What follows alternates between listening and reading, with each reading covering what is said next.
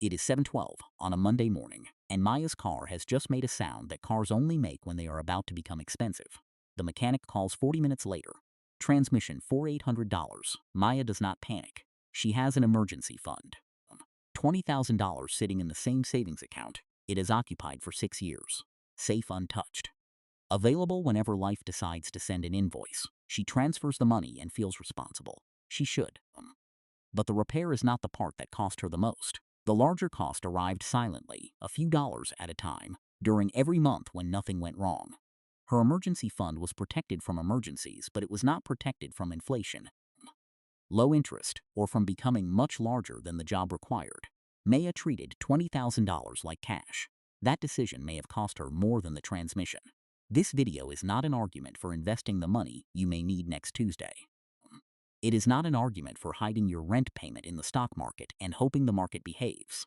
It is an argument that an emergency fund has 3 separate jobs, and cash is only good at one of them. By the end, you will know how much of your emergency fund needs to be available immediately, how much can sit one step away earning more, and when the fund stops being protection and starts becoming expensive fear. Before we build the runway, hit subscribe to Fillie Finance. This is the channel that turns responsible money habits into numbers you can actually inspect, so you can see when safe money is quietly costing you and when it is truly doing its job. Subscribe now, because this breakdown shows you exactly how much of your emergency fund should be instant, how much should be earning, and where just in case turns into expensive fear. Every number will use a stated assumption. Change the assumptions and the ending changes. That matters here, because safety without access is not safety. But safety without a cost is not real either. An emergency fund is usually described as a pile of cash. That is the first mistake. It is not a pile. It is a runway. A runway does not exist to make you rich. It exists to give you distance between the moment something goes wrong and the moment you are forced into a bad decision. A job disappears. A furnace stops. A parent needs help. A medical bill arrives with more pages than explanations. Your emergency fund buys time. That is its real product, not return. Time, but a runway has sections. The first section must be beneath you immediately. No transfer delay. No sale. Them. No question about whether the market is open. The second section needs to be close, stable, and accessible within a day or two. The third section only matters if your emergency is long enough to consume the first 2. Most people build all 3 sections out of the same material. Cash, that feels simple. It also means every dollar is being paid for maximum immediacy, even though most of those dollars will never be needed immediately. You are buying same-minute access for money you may not touch for 6 months. That is the hidden cost. Let us build the model. Call the main character Maya. Maya is 34. She earns $72,000 a year and brings home roughly $4,100 a month after deductions. Her essential monthly expenses are about $3,300, mortgage, food, utilities, insurance, minimum debt payments, the things that continue even when the paycheck does not. Maya has saved $20,000 for emergencies. That is just over 6 months of essential expenses. A solid fund, the kind of number that lets a person sleep. She keeps all of it in a savings account attached to her checking account because she wants the money to be available instantly. The account pays 0.5% in our example. We will compare that with a separate insured savings account earning an illustrative 4%. Not because 4% will last forever. It will not because every account paying more is automatically safe. It is not. We are using those rates to reveal the cost of structure. $20,000 at 0.5% earns about $100 in the first year. At 4%, it earns about $800 difference. $700, that is not life-changing, and that is why Maya ignores it. $700 spread over a year feels like background noise. Less than $60 a month. A dinner, a utility bill. A number too small to rebuild an entire financial system around. Her friend Daniel tells her the same thing. Daniel works in the office across from Maya. He keeps his emergency money at a different bank and has mentioned the rate more than once. Maya laughs. I'm not opening another account for $50 a month. Daniel shrugs. Then don't do it for $50. That sounds annoyingly vague, so Maya changes the subject. And honestly, Maya is not wrong yet. In year 1, the difference is small. The runway looks almost identical, but the account is not standing still. Neither are prices. Let the same $20,000 sit for 10 years at 0.5% with no withdrawals. It grows to roughly $21,023. At 4%, it grows to about $29,605. The gap is approximately $8,502. Same starting money, same purpose. Same nominal safety assumption, different parking space, but even that is not the real problem. Assume inflation averages 3% across those 10 years. Maya sees $21,023 on the screen and believes her fund has grown. In purchasing power, it has shrunk to the equivalent of roughly $15,600 in today's dollars. The number went up, the runway got shorter. That is the first hinge. An emergency fund can preserve its balance while losing its ability to handle the emergency. The screen measures dollars. Life charges purchasing power. A roof repair that cost $8,000 today does not politely remain $8,000, while your savings account earns almost nothing. Insurance deductibles rise. Rent rises. Food rises. Labor rises. The emergency fund is standing still on a moving walkway. That is the machine. Your emergency fund must do two things at once. Remain stable enough to be there. Earn enough to resist becoming smaller in real terms, not beat the stock market. Not double overnight. Resist shrinking. So Maya makes one change. She does not invest the $20,000. She does not lock it in a 5-year product. She does not chase a bank she found through an advertisement, promising an impossible rate. She divides the runway. $2,000 remains attached to checking. That is her immediate layer. It can cover an insurance deductible, an urgent flight, a repair deposit, or several days of essential spending without waiting for anything to transfer. The other $18,000 moves to a separate insured high-yield savings account in this example.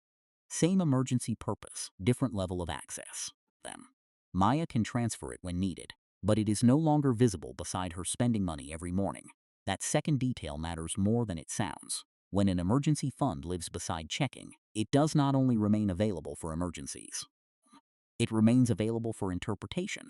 A wedding becomes an emergency. A vacation sale becomes an emergency. A television becomes an emergency because the old one made a strange line across the screen. Accessibility is useful. Visibility can be expensive. 6 months pass, nothing happens. That is the normal experience of an emergency fund. Its best performance looks like inactivity. Maya's separate account earns interest quietly. She does not feel richer. She barely sees it. Then the transmission fails. The mechanic wants $4,800. Maya pays the first $1,000 deposit from the immediate layer. She transfers the remaining $3,800 from the second layer. The transfer arrives in time for the final payment. The runway worked. She did not need $20,000 with same-minute access. She needed $1,000 immediately and the rest soon. That difference is the entire structure. Now, there is an obvious objection. What if the transfer is delayed? What if the bank freezes the account? What if the emergency happens on a weekend? Good. Those are real risks. This is why the correct immediate layer is not necessarily one universal number. A homeowner with children, one income, an older car, and a high insurance deductible may need more immediate cash than a renter with 2 incomes, reliable public transportation, and several credit cards with unused limits. A person whose bank transfers routinely take 3 days should not build a plan that requires money in 3 hours. The runway must match the aircraft. For some people, the first layer is $1,000. For others, it is 1 month of essential expenses. The principle is not that $2,000 is perfect. The principle is that all 6 months usually do not need to sit in the first layer. Now we go one step further. Maya's $20,000 is appropriate because her essential expenses are $300 a month and her job is reasonably stable. But Daniel has a different problem. Daniel spends about $3,000 a month on essentials. He has $42,000 in emergency savings, 14 months. When anyone asks why, he gives the answer responsible people give when fear has learned financial vocabulary. You never know. That is true. You never know. But uncertainty does not make every amount equally rational. Daniel is healthy. He rents. He has no children. He works in a field where finding a new job usually takes a few months. He also has disability coverage through work and no high-interest debt. His first 6 months of expenses are protection. The next 8 months may be something else. They may be delayed investing. They may be a future home down payment. They may be a career change fund. They may be peace of mind. But they are not automatically emergency savings, simply because Daniel is afraid to give them another name. This is where an emergency fund changes from a runway into a parking lot. Money enters, nothing leaves, and the owner keeps paying for empty space. Suppose Daniel needs 6 months of essentials, or $18,000. That leaves $24,000 above the target. If he keeps the extra amount in savings earning an illustrative 4% for 20 years, it grows to about $52,600. If that money is genuinely long-term and instead earns an illustrative 7% average after accepting market risk, it grows to roughly $92,900. Difference, about $40,300. That difference is not guaranteed. The 7% path will fall in some years. It may remain below the cash path for a meaningful period. Daniel could invest on Monday and watch the market drop on Tuesday. That is why the first $18. Zoom does not belong in this comparison. It has a job that cannot tolerate a badly timed loss, but the extra $24,000 may not have that job. Treating every uncertain future expense as an emergency can protect a person from one kind of risk while exposing them to another. The risk of never putting long-term money to long-term work. That risk does not send a bill, it sends a smaller future. This is the second hinge. The cost of an emergency fund is not only the interest it fails to earn, it is the future job you prevent the excess money from doing. Daniel does not need to invest the extra amount all at once. He first needs to name it honestly. Emergency money, home money, career break money, money for a car expected within 3 years, retirement money. The account cannot tell him what the dollars are for. He has to do that, same dollars. Different deadlines, different tools. Now let us address the dangerous version, because this idea can be taken too far. A person watches a video about opportunity cost and decides cash is useless. They move the entire emergency fund into stocks. The market has historically rewarded long holding periods, they say. Why accept a lower return? Then the emergency and the market decline arrive together. That is not unusual. Recessions can hurt portfolios and employment at the same time. The moment a person loses income may also be the moment their investments are worth less. Suppose someone has a $20,000 emergency fund invested in stocks. The market falls 30%. The account is now worth $14,000. Then the person loses a job and needs the money. The loss is no longer on paper. The emergency forces the sale. They did not merely accept volatility. They gave volatility control over the date of the transaction. That is the line. Long-term money chooses when to sell. Emergency money may be ordered to sell by a broken furnace on a Friday afternoon. The stock market is not inherently wrong for emergency money because stocks are dangerous. It is wrong because the timing belongs to the emergency. A stable emergency fund buys control over timing. That is the product. This is also why a credit card is not an emergency fund. A card can bridge a payment for several days. It can help with convenience, fraud protection, or transfer timing. But available credit is rented liquidity. The lender can reduce the limit. The rate can be high. The balance must be repaid while the emergency may have already reduced your income. A real emergency fund lowers dependence. A credit card increases it. Same access, different ownership. So how should the runway actually be built? Start with the emergency itself, not the account. What can go wrong in your life? How quickly would money be required? How large is the first payment? How long would income take to recover? Maya has a mortgage, an older car, and one salary. Her emergency system could look like this. Late 1, immediate money. Perhaps $2,000 to $4,000 depending on deductibles and near-term bills. It stays in an insured checking or savings account with instant access. Its return is not the priority. Its job is speed. Late 2, the core runway. The remaining amount needed to reach roughly 3 to 6 months of essential expenses. It stays in a stable liquid vehicle such as an insured high-yield savings account or another cash equivalent option whose access, protections, and rules Maya understands. Its job is endurance. 3. Extended disruption money. This layer is optional. It may be appropriate for a commission-based worker, a business owner, a household relying on one specialized income, or someone preparing for a known career interruption. Part of it may sit in short-term treasury bills or a carefully structured ladder, provided the owner understands maturity dates and access. Its job is duration. And then there is everything above the runway. That money needs a different name. If the deadline is under a few years, it may still belong in stable savings. If the deadline is decades away, leaving it permanently in cash may create a different kind of loss. The correct tool follows the deadline, not the emotion. Now calculate your target. Begin with essential expenses, not total spending. If your normal monthly spending is $5,000 but $1, $200 of that includes restaurants, travel, shopping, entertainment, and optional subscriptions. Your emergency baseline may be closer to $3,800. That does not mean emergencies are pleasant. It means the fund is designed around survival, not preserving every normal preference unchanged. Multiply the essential number by the number of months your situation requires. 3 months may work for a dual-income household with stable jobs, low debt, and flexible expenses. 6 months may fit a single-income homeowner or someone with dependents. 9 to 12 months may be reasonable for a business owner, a worker with volatile income, or someone whose specialized role takes a long time to replace. There is no moral prize for choosing the largest number. More cash is not automatically more responsible. The target should be large enough to prevent forced decisions and small enough that fear does not consume every other goal. Then identify the immediate layer. Look at your largest insurance deductible, 1 month of essential bills, the deposit a repair company might require, the cost of an urgent trip, the amount you could need before a transfer clears. The largest of those numbers is a reasonable place to begin. Now inspect the account itself. What is the current yield? Is the rate temporary? Is the institution insured? Are there withdrawal limits, transfer delays, minimums, or fees? Is the advertised account a bank deposit or an investment product? Those distinctions matter. A money market deposit account at an insured bank is not the same thing as a money market mutual fund held through a brokerage. The names sound almost identical. The protections are not. Do not chase a fraction of a percentage point into something you do not understand. This is an emergency fund. Boring is a feature, but uninformed is not. Next, calculate the quiet cost. Take the account balance and multiply it by the difference between your current rate and a reasonable alternative cash rate. If Maya has $20,000 earning 0.5%, while an appropriate insured alternative pays 4%, the first-year difference is about $700.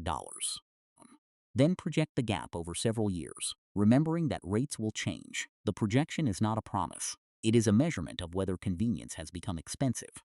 Finally, check the size. Divide the fund by essential monthly expenses.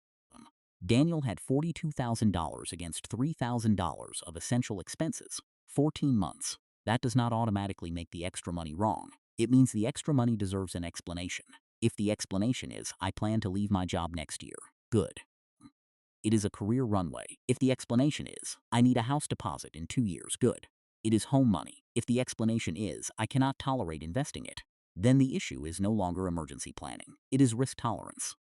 That deserves an honest decision, not an emergency label. Now return to Maya. The transmission repair took $4,800 from her fund. She rebuilds the immediate layer first, then the core layer.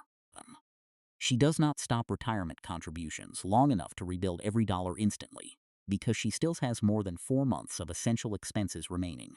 She adjusts based on the runway that is left. 3 months later, the immediate account is full again. 9 months later, the entire fund is restored. The repair was inconvenient. It was not a financial identity crisis. That is what the fund was for. A few desks away, Daniel still has $42,000 sitting in savings. He has begun calling part of it a career fund because he wants to leave his job and retrain. The money did not change. The purpose did. And once the purpose changed, his decisions stopped looking irrational. He was not holding 14 months because every month was an emergency. He was buying the right to walk away. That is the deeper point. Cash is not bad. Cash is one of the most useful financial tools ever created. It is stable, versatile, spendable, understandable, but every tool charges for what it does well. Cash charges through lower expected growth and loss of purchasing power. Stocks charge through volatility. Bonds charge through rate and credit risks. Locked products charge through reduced access. There is no free location. There is only the correct cost for the job. Your emergency fund is not one pile with one purpose. It is a runway. The first dollars buy speed, the next dollars buy time. Any dollars beyond that need to explain what future they are protecting. Same account balance, different jobs. That is the whole system. Keep enough immediately available that an ordinary emergency does not create panic. Keep the core fund stable and accessible, but make it work hard enough that neglect does not quietly shorten the runway. And when the fund grows beyond what your real risks require, stop calling the excess an emergency. Give it a deadline. Give it a purpose. Then give it the correct tool. It is 7:12 on another Monday morning. Somewhere, another car makes the same expensive sound Maya heard. Someone looks at the dashboard, reaches for a phone, and feels the first second of panic. Then they remember the account. That moment is what the emergency fund purchased. Not a rate, not a return. A quiet breath between the problem and the decision. The money did its job before a single dollar was transferred. But 6 months from now, when the car is repaired and the emergency is over, the money left behind still has a job. It must remain ready without slowly disappearing. It must remain safe without becoming trapped. It must protect the present without quietly consuming the future. You do not need every dollar in your emergency fund to behave like the dollar you might need in the next 10 minutes. You only need the runway to be there when the wheels come down. If you want to build the layers using your actual expenses, deductibles, income stability, transfer times, and current account rates, use an emergency fund calculator that separates immediate access from the full reserve instead of producing one generic number. Enter what your household actually spends to remain operational. Then stress test 3 months, 6 months, and a longer interruption. The result should show how much belongs in each layer and what your current structure may be costing over time. Run your own numbers before moving anything. Like the video if it changed the way you see cash. Discuss DERS to Fillie Finance if you want to keep replacing financial rules of thumb with calculations you can inspect. In the next video, we will calculate the exact point where an emergency fund becomes too large and what the extra cash could become instead.